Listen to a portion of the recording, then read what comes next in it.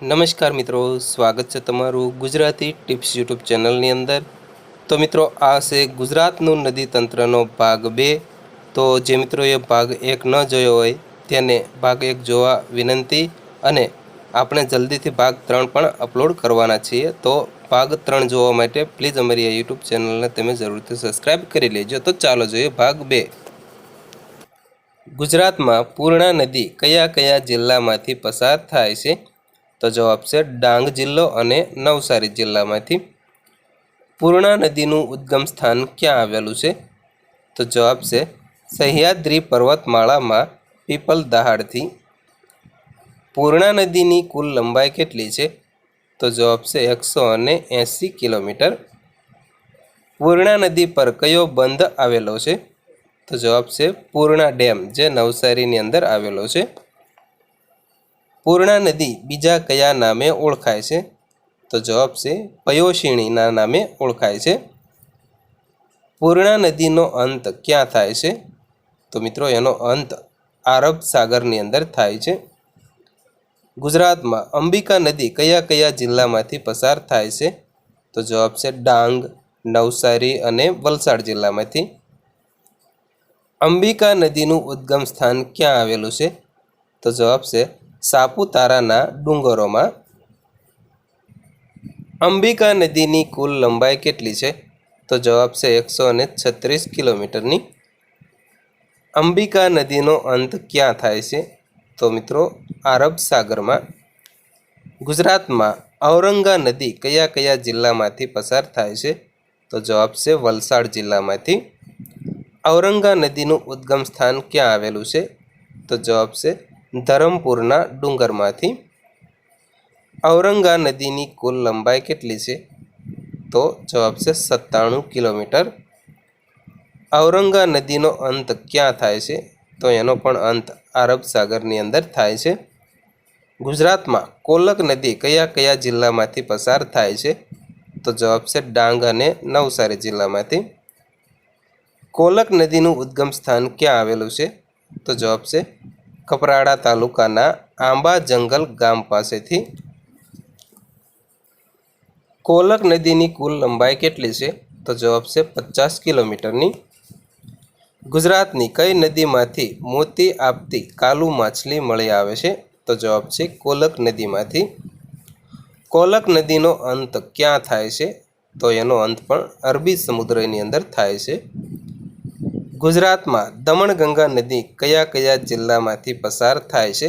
તો જવાબ છે વલસાડ જિલ્લામાંથી। દમણગંગા નદીનું ઉદ્ગમ સ્થાન ક્યાં આવેલું છે? તો જવાબ છે અંબેગાંવ નજીક સહ્યાદ્રી ટેકરીઓમાં, જે મહારાષ્ટ્રની અંદર આવેલી છે ત્યાંથી। દમણગંગા નદીની કુલ લંબાઈ કેટલી છે? તો જવાબ છે 131 કિલોમીટર। દમણગંગા નદી પર કયો બંધ આવેલો છે? તો જવાબ છે મધુબન બંધ આવેલો છે। દમણગંગા નદીનો અંત ક્યાં થાય છે? તો મિત્રો, અરબી સમુદ્રની અંદર। દક્ષિણ ગુજરાતની છેલ્લી નદી કઈ છે? તો જવાબ આવશે દમણગંગા નદી। દક્ષિણ ગુજરાતની કઈ નદીમાં ઘોડાપૂર આવે છે? તો પણ જવાબ આવશે દમણગંગા નદીની અંદર। ગુજરાતના સૌરાષ્ટ્ર વિસ્તારમાં કેટલી નદીઓ વહે છે? તો જવાબ છે 71 નદી। સૌરાષ્ટ્રની સૌથી મહત્વની નદી કઈ છે? તો જવાબ છે ભાદર નદી। ગુજરાતમાં ભાદર નદી કયા કયા જિલ્લામાંથી પસાર થાય છે? તો જવાબ છે રાજકોટ, પોરબંદર અને જુનાગઢ જિલ્લામાંથી। ભાદર નદીનું ઉદ્ગમ સ્થાન ક્યાં આવેલું છે? તો જવાબ છે જસદણની ઉત્તરે આવેલા મંદાર ડુંગરમાંથી। ભાદર નદી પર કયા કયા બંધો આવેલા છે? તો જવાબ છે Bhadar dam, Nilakha dam, Shrinathgadh dam. Bhadar નદીની કુલ લંબાઈ કેટલી છે? તો જવાબ છે અંદાજિત 200 કિલોમીટર। ભાદર નદીનો અંત ક્યાં થાય છે? તો જવાબ છે અરબી સમુદ્રમાં। ગુજરાતમાં શેત્રુંજી નદી કયા કયા જિલ્લામાંથી પસાર થાય છે? તો જવાબ છે ભાવનગર અને અમરેલી જિલ્લામાંથી। શેત્રુંજી નદીનું ઉદ્ગમ સ્થાન ક્યાં આવેલું છે? તો જવાબ છે ગીરના જંગલમાં આવેલ ચાંચાઈની ટેકરીમાં. શેત્રુંજી નદીની કુલ લંબાઈ કેટલી છે? તો જવાબ છે 227 કિલોમીટર. શેત્રુંજી નદી પર કયા કયા બંધો આવેલા છે? તો જવાબ છે રાજથળી ભાવનગર, ખોડિયાર ડેમ અમરેલીની અંદર અને શેત્રુંજી બંધ. શેત્રુંજી નદીનો અંત ક્યાં થાય છે? તો જવાબ છે અરબી સમુદ્રની અંદર. ગુજરાતમાં ઘેલો નદી કયા કયા જિલ્લામાંથી પસાર થાય છે? તો જવાબ છે બોટાદ જિલ્લો અને ભાવનગર જિલ્લાની અંદર. ઘેલો નદીનું ઉદ્ગમ સ્થાન ક્યાં આવેલું છે? તો જવાબ છે ઘેલા સોમનાથ નજીક ફુલજર ગામના જંગલની અંદર. ઘેલો નદીની કુલ લંબાઈ કેટલી છે? તો જવાબ છે 118 કિલોમીટર. ઘેલો નદીનો અંત ક્યાં થાય છે? તો જવાબ છે ખંભાતના અખાતમાં. સૌરાષ્ટ્રની કઈ નદીને ઉન્મત્ત ગંગા તરીકે ઓળખવામાં આવે છે? તો જવાબ છે ઘેલો નદી. ગુજરાતમાં સુખભાદર નદી કયા કયા જિલ્લામાંથી પસાર થાય છે? તો જવાબ છે અમદાવાદ, સુરેન્દ્રનગર અને બોટાદ જિલ્લામાંથી. સુખભાદર નદીનું ઉદ્ગમ સ્થાન ક્યાં આવેલું છે? તો જવાબ છે મદાવા ડુંગરમાંથી. સુખભાદર નદીની કુલ લંબાઈ કેટલી છે? તો જવાબ છે 194 કિલોમીટર. સુખભાદર નદીનો અંત ક્યાં થાય છે? તો જવાબ છે ખંભાતના અખાતમાં. ગુજરાતમાં વઢવાણ ભોગાવો નદી કયા કયા જિલ્લામાંથી પસાર થાય છે? તો જવાબ છે સુરેન્દ્રનગર જિલ્લામાંથી.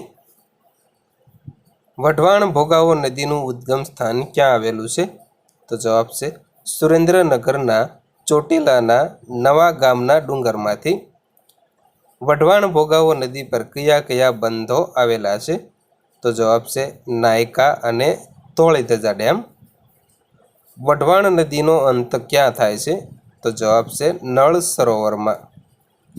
ગુજરાતમાં લીંબડી ભોગાવો કયા કયા જિલ્લામાંથી પસાર થાય છે? તો જવાબ છે સુરેન્દ્રનગર જિલ્લામાંથી.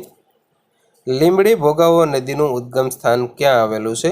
તો જવાબ છે સુરેન્દ્રનગરના ચોટીલાના નવા ગામના ડુંગરમાંથી. લીંબડી ભોગાવો નદી પર કયા કયા બંધો આવેલા છે? તો જવાબ છે થોરિયાળ બંધ. લીંબડી ભોગાવો નદીનો અંત ક્યાં થાય છે? તો જવાબ છે સાબરમતી નદીને મળે છે. સૌરાષ્ટ્રની એકમાત્ર નદી કઈ છે જે સાબરમતી નદીને મળે છે? તો જવાબ આવશે લીંબડી ભોગાવો. તો મિત્રો આ હતા ગુજરાતનું નદી તંત્ર ભાગ 2ના ખૂબ જ અગત્યના મોસ્ટ આઈએમપી પ્રશ્નો અને તેના જવાબો. તો મિત્રો ફરી વખત જણાવું કે ભાગ 1 ન જોયા હોય તો તેની લિંક તમને વિડીયોના ડિસ્ક્રિપ્શન બોક્સની અંદરથી મળી જશે, ત્યાંથી તમે જોઈ શકો છો. અને ભાગ 3 જોવા માટે પ્લીઝ અમારી આ યુટ્યુબ ચેનલને તમે જરૂરથી સબસ્ક્રાઈબ કરી લેજો તથા વિડીયો પસંદ આવ્યો હોય તો પ્લીઝ વિડીયોને લાઇક અને શેર કરવાનું ભૂલતા નહીં.